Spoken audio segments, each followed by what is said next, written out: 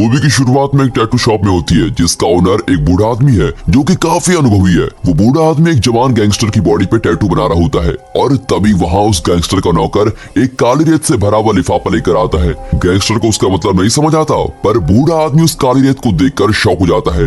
वो बताता है कि काली रेत खतरनाक निंजास का दुनिया में आने का सिंबल है। उसने ऐसे निंजास का बहुत टाइम पहले सामना किया था और उस बूढ़े आदमी को खुद ही एक्सपीरियंस तभी हुआ था कि वो निंजास कितने खतरनाक है। फिर जब गैंगस्टर बूढ़े आदमी को कायर बोलता है तब बूढ़ा आदमी उनको अपने चेस्ट के लेफ्ट में बना एक अजीब सा निशान दिखाता है जो कि निंजास के अटैक की वजह से बना था। फिर बूढ़ा आदमी गैंगस्टर और उसके साथियों को बताता है कि उसके जन्म से ही उसका दिल राइट साइड में है जिसकी वजह से वो अभी तक जिंदा है। अब अचानक से एक आदमी का सर दो हिस्सों में काट दिया जाता है। सभी जगह खून ही खून फैल जाता है और फिर एक तार ऊपर छत से नीचे आती है और एक आदमी को फंसाकर ऊपर खींच लेती है। जब उस आदमी को नीचे फेंका जाता है तब उसके पेट के कुछ हिस्से नीचे आते हैं। निंजास अभी भी अंधेरे में छुपे हुए हैं और बाकी बचे हुए लोगों को भी एक ही बार में काट देते हैं और सारा खून खराब हो जाता है। फिर सभी के मरने के बाद निंजास रूम के अंधेरे वाले कॉर्नर से बाहर आते हैं। फिर हमें अगले सीन में जापान के ओजुनु कबीला को दिखाया जाता है। ये कबीला एक निंजास का कबीला है जिसको निर्दयी लॉर्ड ओजुनु चलाता है। ये कबीला पूरी दुनिया के बच्चों को इकट्ठा करता है और इन बच्चों को बहुत ही टफ ट्रेनिंग दी जाती है जिससे वे निंजा बन जाए। ये निंजास वर्ल्ड के बड़े बड़े लीडर्स में पॉपुलर है और बाकी दुनिया से छुपे हुए होते हैं। कोई भी इंसान अगर उस कबीले को 100 पाउंड गोल्ड देगा तो वो उन निंजास को यूज करके किसी को भी जान से मरवा सकता है। ओजुनु कबीला बहुत सालों से छुपा हुआ है और ऐसे काम कर रहा है और Russian president, Japanese prime minister और बहुत से बड़े नाम वाले लोगों को मारने के पीछे इन्हीं निंजास का ही हाथ है। जो भी उन निंजास के बारे में जानता है वो उनका सामना करने से बहुत ही ज्यादा डरता है।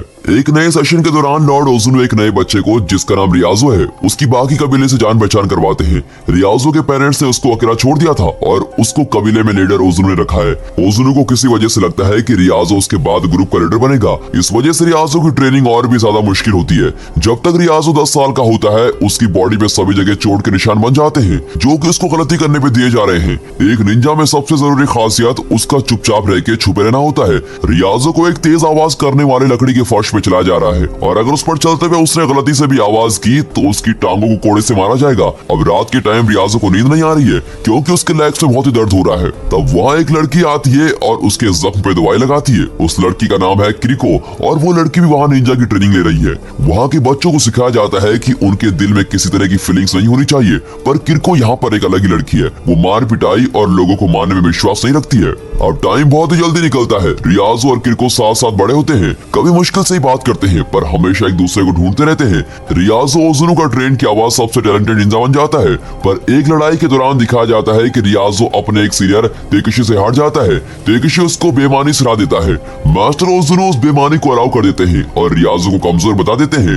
ओजुनु एक फिंगर टेक्निक रियाजो पे यूज करता है जिस वजह से उसको बहुत ही दर्द होता है। अब इसके बाद ओजुनु बहुत मुश्किल टेस्ट लेता है जिसमें रियाजो को बिना किसी मेडिकल ट्रीटमेंट के पूरी रात गुजारनी है। जब अगली सुबह ओजुनु ट्रेनिंग के लिए आता है तो अपने स्टूडेंट्स रियाजो को तैयार देखकर बहुत ही प्राउड फील करता है कि रियाजो ने मुश्किल टेस्ट पास कर लिया है। जल्दी रियाजो कबीले का सबसे टैलेंटेड निंजा बन जाता है और आंखें और हाथ पे पट्टी बंदी होने के बावजूद भी वो अपने अपोनेंट्स को हरा देता है। किरिको को उस पर फख्र होता है पर वो ओजुनु की जिंदगी जीने के रूल्स को बिल्कुल पसंद नहीं करती। वो बार बार कबीले के रूल्स को तोड़ती रहती है और उसको रियाजो काफी बार वार्न भी करता है। रियाजो को डर होता है कि अगर लीडर ओजुनु को पता चल जाएगा तो वो किरिको का दिल निकाल कर उसको मार देगा, पर वो हमेशा यही बोलती है कि उसका दिल हमेशा रियाजो के साथ है और कोई भी उसका दिल नहीं चुरा सकता। अब एक ट्रेनिंग के दौरान किरिको को एक चाकू के साथ अपने अपोनेंट को हार्म करने को बोला जा रहा है। जब किरिको ऐसा नहीं कर पाती तो ओजुनु उसके फेस को काट देता है और उसको एक केज में डाल देता है।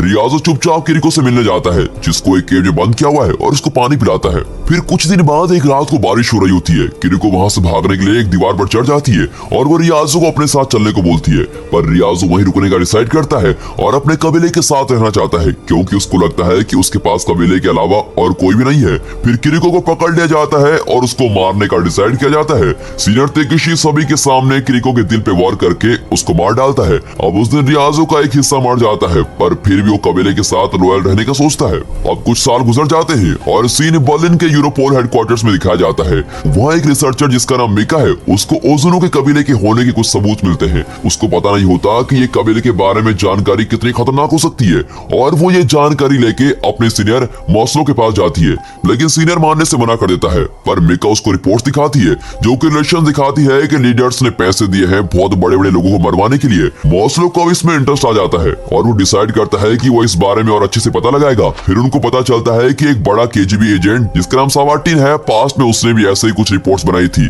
जब उसकी बात लोगों तक पहुंचने लगी तो उसको उसकी जॉब से निकाल दिया गया था और फिर उसको मार भी दिया गया था। फिर हमें दिखाया जाता है कि रियाजो भी बर्लिन में है और वो एक बेकार से अपार्टमेंट में एक स्पेशल काम के लिए रह रहा है। वो हमेशा की तरह अपने मास्टर की सिखाई मुश्किल ट्रेनिंग कर रहा होता है। अब एक दिन वो एक लॉन्ड्री शॉप में जाता है और वहाँ उसको एक लड़की मिलती है। वो अच्छी दोस्ताना दिख रही होती है, पर तभी उस लड़की को पहचान लेता है कि वो लड़की तो एक निंजा है। वो दोनों एक दूसरे पर अटैक कर देते हैं और उनके बीच जबरदस्त फाइट चलती है। फिर वहाँ दिखाया जाता है कि वॉशिंग मशीन से ब्लड बाहर आ रहा है और उसके अंदर उसी लड़की की बॉडी घूम रही होती है। और दूसरी तरफ मिका अपनी इन्वेस्टिगेशन जारी रखती है और सवाटिन की वाइफ से मिलने पहुंच जाती है। सवाटिन की वाइफ बोलती है कि उसका हस्बैंड एक स्ट्रॉन्ग हिम्मत वाला आदमी था, पर ये सब घटना होने के बाद से उसके पति के लिए सब बदल गया। उसका पति इतना डर गया था कि घर के सभी दरवाजे और खिड़कियों पर कम से कम 2 लॉक्स तो लगाता ही था और घर के सभी कोनों में हमेशा लाइट रहती थी। उसने अंधेरे के लिए कोई जगह नहीं छोड़ी थी जिससे कोई निंजा छुप सके। पर फिर एक रात लाइट चली गई और उसका पति मर गया। अब एक हायर ऑफिशियल की एंट्री मिका के ऑफिस में होती है। ये बात क्लियर है कि ये ऑफिसर मिका पर नजर रखने के लिए आया है, क्योंकि लोग मिका के बारे में बात कर रहे हैं कि वो उन चीजों को पता लगाने की कोशिश कर रही है जिससे उसका कुछ लेना देना नहीं है। उसी शाम मिका अपने घर में पहुंचती है और वहाँ उसको पता चलता है कि पूरे ब्लॉक में लाइट नहीं है। फिर भी वो अपने अंधेरे वाले घर में चली जाती है और वहाँ उस पर एक निंजा अटैक करता है। सरप्राइज की बात तो ये होती है कि वहाँ एक और निंजा आता है और मिका की जान बचा लेता है और दूसरे निंजा को मार डालता है। वो सीक्रेट निंजा कोई और नहीं, रियाजो है।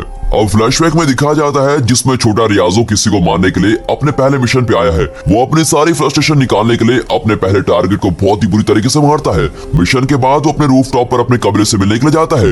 लॉर्ड ओजुनु बोलते हैं कि वो बहुत ही प्राउड है रियाजो पे और फिर उसको अपने पास बुलाते हैं, पर वो सरप्राइज हो जाता है जब रियाजो उस पर अटैक करता है, जिससे ओजुनु का फेस और एक आंख कट जाती है।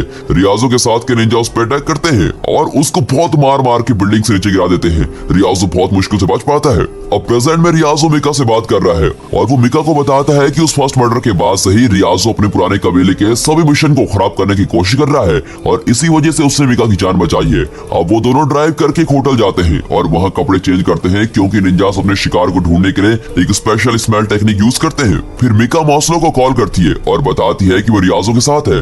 मॉस्लो को रियाजो को पकड़वाने के लिए ऑर्डर्स दिए गए हैं। मॉस्लो को पता है कि रियाजो उनका मेन टारगेट नहीं है और उसको अपने आप को बचाने के लिए ऑर्डर्स को मानना पड़ेगा। जब वो तीनों अपने नेक्स्ट स्टेप को डिस्कस करने के लिए मिलते हैं, रियाजो को पुलिस घेर लेती है और अरेस्ट भी कर लेती है। उसको एक हाइड आउट में ले जाया जाता है जहाँ उसको अकेले चेन में बांध कर रखा हुआ है। अब मिका को पता लग जाता है कि मॉस्लो ने ही रियाजो को अरेस्ट करवाया है, पर फिर भी मॉस्लो रियाजो को छोड़ने से मना कर देता है क्योंकि रियाजो प्रिजन में सेफ है। रात को मिका रियाजो के पास जाती है और उसको पानी देती है। रियाजो तब बताता है कि उसको मारने के लिए निंजास कुछ ही सेकंड्स में आने वाले होंगे। मिका ये बात मॉस्लो को बताती है, पर बहुत लेट हो जाती है। लाइट चले जाती है और निंजास अंधेरे से बाहर आते हैं। सबसे एडवांस हथियार होने के बाद भी सोल्जर्स और निंजा के सामने वीक साबित होते हैं। मिका रियाजो की चेन खोल देती है। इससे पहले कोई उसको मारे, रियाजो निंजा से लड़ाई करता है और मिका को भाग जाने को बोलता है क्योंकि वो दोनों की जान नहीं बचा सकता। रियाजो ओजुनु के कबीले का सबसे बेस्ट स्टूडेंट होता है, पर फिर भी इतने सारे निंजा को एक साथ मारने के लिए उसको बहुत मुश्किल होती है। आखिर में वो और तेकिशी एक रोड पर मिलते हैं। तेकिशी रियाजो को मारने के लिए अपनी स्वॉर्ड उठाता है, बट मिका सही वक्त पे आके तेकिशी को अपनी कार से उड़ा देती है। मिका रियाजो को होटल ले आती है। बहुत सारी इंजरी के बाद भी रियाजो डॉक्टर के पास जाने से मना कर देता है। अब नेक्स्ट सीन में मिका बेहोश रियाजो के साइड में बैठी है और उसकी बेहोशी में उससे बात कर रही है। वो रियाजो से माफी मांगती है और उसको थैंक्स भी बोलती है उसकी लाइफ बचाने के लिए। मिका फिर एक ट्रैकिंग डिवाइस निकालती है जो उनकी लोकेशन मॉस्लो को बताता है, पर पुलिस के आने से पहले निंजा आ जाते हैं और रियाजो को किडनैप कर लेते हैं। जब पुलिस आती है तो उन्हें बस सोफे पे बैठी हुई मिका मिलती है। मिका उनको बताती है कि रियाजो को किडनैप हुए 10 मिनट हुए हैं। अब कबीले के बेस को दिखाया जाता है। रियाजो को लॉर्ड ओजुनु के पास ले जाया गया है। ओजुनु उसको लास्ट चांस देता है माफी मांगने का, बट रियाजो मना कर देता है। ओजुनु गुस्सा इसलिए है क्योंकि उसको लगता है कि रियाजो ही कबीले का मास्टर बनेगा। ओजुनु रियाजो को वहीं खड़ा करता है जहां किरिको को मारा गया था। रियाजो को फिर फिंगर जैबिंग टेक्निक से 3 बार मारता है। ज्यादातर लोग इस टेक्निक के वार्ड से एक ही बार में मर जाते हैं, पर रियाजो के मुंह से सिर्फ खून ही निकला है। इसके साथ साथ उसके मुंह से एक ट्रैकिंग डिवाइस भी निकलता है। निंजास के वो देखने से पहले ही मिका पूरी पुलिस फोर्स के साथ वहां जाती है और आतंक मच जाता है। बहुत सारे निंजास एक्सप्लोजिव से मर जाते हैं, इसलिए अंदर में छुपने से कोई फायदा नहीं हुआ। अब एक बड़ी लड़ाई में दोनों तरफ के बहुत सारे लोग मर जाते हैं। फिर रियाजो का सामना तेकेशी और उसके निंजास के साथ होता है। फाइट फेयर न होने के बाद भी रियाजो सभी निंजास को मार देता है और तेकेशी के अटैक की वेट करता है। फिर दोनों अपनी पूरी एफर्ट्स के साथ लड़ाई करते हैं और लास्ट में रियाजो जीत जाता है। तेकेशी का हेड काट दिया जाता है। अब रियाजो को बस एक को हराना है जो कि उसका पुराना मास्टर ओजुनु है। रियाजो को ओजुनु एक कमरे में मिलता है जो कि शांति से बैठा हुआ है जबकि बाकी लोग बाहर मर रहे हैं। ओजुनु अपनी एक्सपर्टीज दिखाता है और हवा में गायब हो जाता है और अंधेरे से रियाजो के पीछे से हमला करता है। बस एक धक्के से ही ओजुनु रियाजो को उड़ा के दूसरे रूम में पहुंचा देता है। फिर दोनों अपने स्वॉर्ड्स निकालते हैं और दोनों के पीछे खतरनाक लड़ाई होती है। ओजुनु एक और चांस देता है रियाजो को माफी मांगने का और बताता है कि वो रियाजो का बाप है। रियाजो गुस्से और फ्रस्ट्रेशन से बोलता है कि वो किसी का बेटा नहीं है और जिस सेकंड वो ओजुनु को मारेगा वो सेकंड उसकी लाइफ की पहली सांस होगी। और ऐसे बोलते ही दोनों एक दूसरे से लड़ने के लिए आगे जंप करते हैं पर ओजुनु दोबारा गायब हो जाता है। अब अचानक से मिका रूम में रियाजो की हेल्प करने के लिए एंटर करती है बट तभी वहां ओजुनु अंधेरे से वापस आता है और मिका पे अटैक करता है और अपनी स्वॉर्ड को उसकी छाती में घुसा देता है। अब लड़ाई ओजुनु जीत रहा होता है। फिर रियाजो सेम ट्रिक यूज करके उसकी बॉडी को काट डालता है। आखिर में ओजुनु अपने कंधे पे स्वॉर्ड लगने से मर जाता है। रियाजो मिका को लेकर बाहर आता है और डॉक्टर उसका इलाज करते हैं। मिका का दिल चेस्ट की राइट साइड में होता है जिसका मतलब है कि वो ठीक हो जाएगी। अब लास्ट के सीन में रियाजो एकेडमी की दीवार से जंप करता है जैसा कि किरीको चाहती थी। और दोस्तों यहाँ पर ये मूवी खत्म होती है। मुझे उम्मीद है आपको मूवी और वीडियो अच्छी लगी होगी तो वीडियो को एक लाइक और चैनल को सब्सक्राइब अभी कर दे। And finally thanks for watching.